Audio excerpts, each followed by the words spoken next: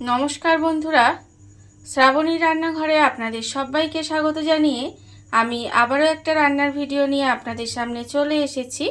आजकेर आमी आपनादेर काँचा आम और कुमड़ो दिए एक असाधारण रेसिपि बानिये देखाबो।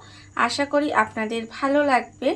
तार जोन्नो किन्तु आमार पुरो भिडियोटा आपनादेर देखते हबे और देखा शुरू करार आगे एकटा लाइक देबेन, सुंदर एकटा कमेंट करबेन और शेयर करते भुलबेन ना।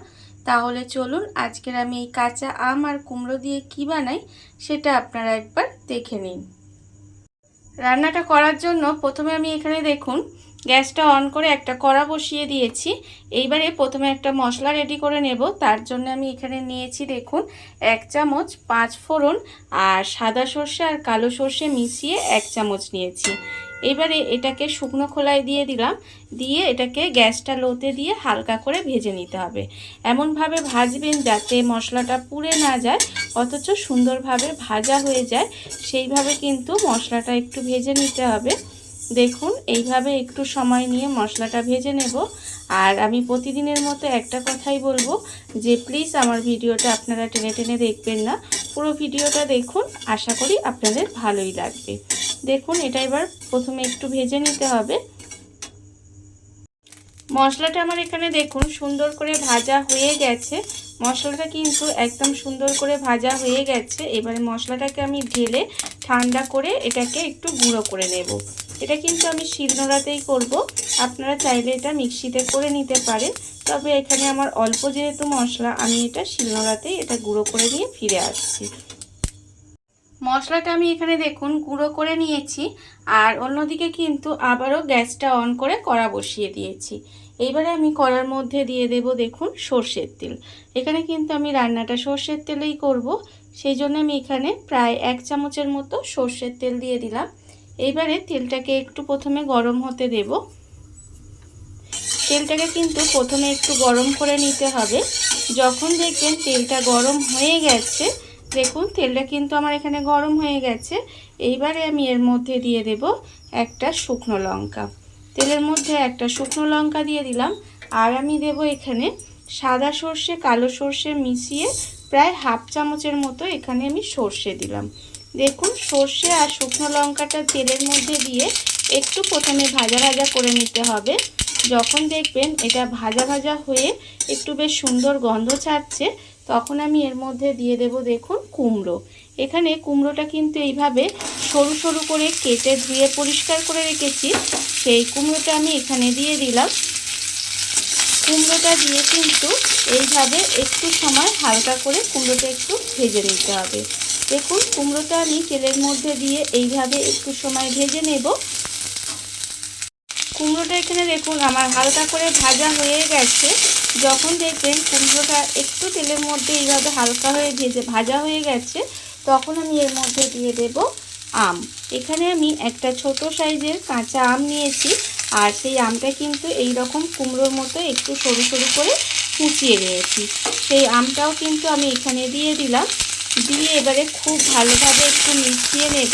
মিশিয়ে 1 থেকে 2 মিনিট মতো এইভাবে একটু রান্না করে নিতে হবে। দেখুন এইভাবে একটু সমস্ত কিছু মিশিয়ে আমি একটু সময় রান্না করে নেব। কুমড়োর সঙ্গে কাঁচা আমটা মিশিয়ে এইভাবে একটু 2 মিনিট মতো রান্না করে নিয়েছি। এইবারে আমি এর মধ্যে দিয়ে দেবো দেখুন এখানে আমি দেব আন্দাজ মতো নুন আর 1/2 চামচ হলুদের গুঁড়ো। এই নুন আর হলুদ গুঁড়োটা দিয়ে দিলাম, দিয়ে আবারও কিন্তু খুব ভালোভাবে মিশিয়ে নিতে হবে।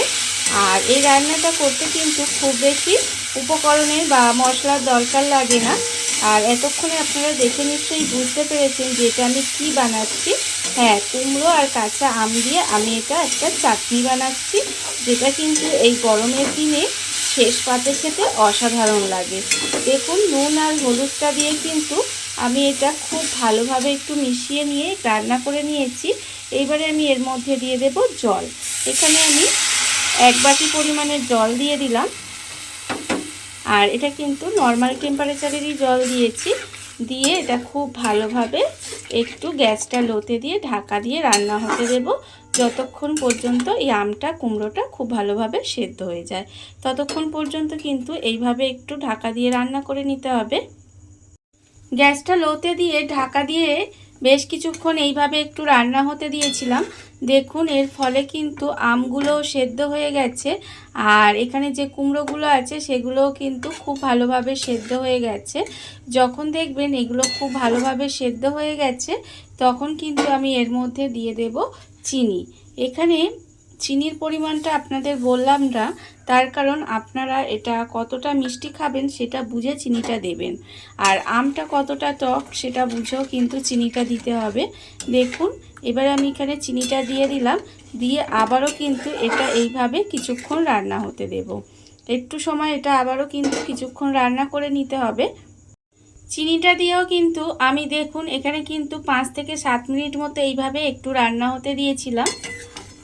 এর ফলে চিনিটাও কিন্তু খুব ভালোভাবে মিশে গেছে, আর এখানে দেখুন কুমড়োগুলো তো একদম গলে গেছে। আমি আরেকটু খুন্তি দিয়ে এইভাবে একটু ঘেঁটে ঘেঁটে দেব, এতে কি হবে খেতে কিন্তু বেশ ভালো লাগে। এখানে আম আর কুমড়োটা এইভাবে একটু ঘেঁটে ঘেঁটে দেব। দেখুন খুব বেশি ঘাঁটবো না, জাস্ট খুন্তির ডগা দিয়ে এইভাবে একটু ভেঙে ভেঙে দিলে এটা কিন্তু খেতে আরও সুন্দর লাগে। দেখুন এইভাবে কিন্তু আমি একটু সময় ভেঙে ভেঙে দিচ্ছি, এইভাবে একটু জাস্ট ভেঙে ভেঙে দিয়েছি। আমার কিন্তু হয়ে গেছে, আর এখানে চাটনিটাও কিন্তু আমার রেডি হয়ে গেছে। আমি ওপর থেকে যে ভাজা মশলাটা এখানে আমি ভেজে গুঁড়ো করে রেখেছিলাম সেটা কিন্তু ওপর থেকে দিয়ে দেব। এটা যদি আপনারা দেন তাহলে কিন্তু এর স্বাদটা আরও অনেকাংশে বেড়ে যায়। দেখুন ভাজা মশলাটা দিয়ে দিলাম, দিয়ে আবারও কিন্তু একটু খুব ভালোভাবে মিশিয়ে নেব। মিশিয়ে নিলেই কিন্তু আমার কুমড়ো আর কাঁচা আমের রেসিপি বলুন বা কুমড়ো দিয়ে কাঁচা আমের চাটনি বলুন, যাই বলুন না কেন, রেডি হয়ে গেছে।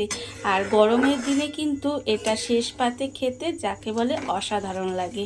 আপনারা এইভাবে একবার বাড়িতে বানাবেন, আর বানিয়ে আমাকে কিন্তু কমেন্ট করে জানাবেন যে কেমন লাগলো। দেখুন আমার কিন্তু রান্না রেডি হয়ে গেছে। এবারে আমি গ্যাসটা অফ করে দেব এবং আপনাদের পরিবেশন করে দেখাবো ঠিক কেমন হলো। দেখুন বন্ধুরা, বাড়িতে থাকা কত অল্প উপকরণে কত অল্প সময় কত সুন্দর একটা কাঁচা আম ও কুমড়ো দিয়ে একটা রেসিপি তৈরি হয়ে গেছে, আপনারা দেখতেই পেলেন। আর এটা কিন্তু খেতে অসম্ভব সুন্দর হয়। এইভাবে আপনারাও একদিন হলেও বাড়িতে বানিয়ে দেখতে পারেন। আর এই ভিডিওটা যদি আপনাদের ভালো লেগে থাকে, আপনারা যদি ফেসবুক থেকে দেখে থাকেন পেজটি ফলো করে দেওয়ার অনুরোধ রইল, আর যদি ইউটিউব থেকে দেখে থাকেন চ্যানেলটি সাবস্ক্রাইব করে নেওয়ার অনুরোধ রইল। তাহলে চলুন ভিডিওটা আমি এখানেই শেষ করছি। আপনারা সবাই ভালো থাকবেন, সুস্থ থাকবেন। আবারও হাজির হব নতুন কোনো রান্না নিয়ে।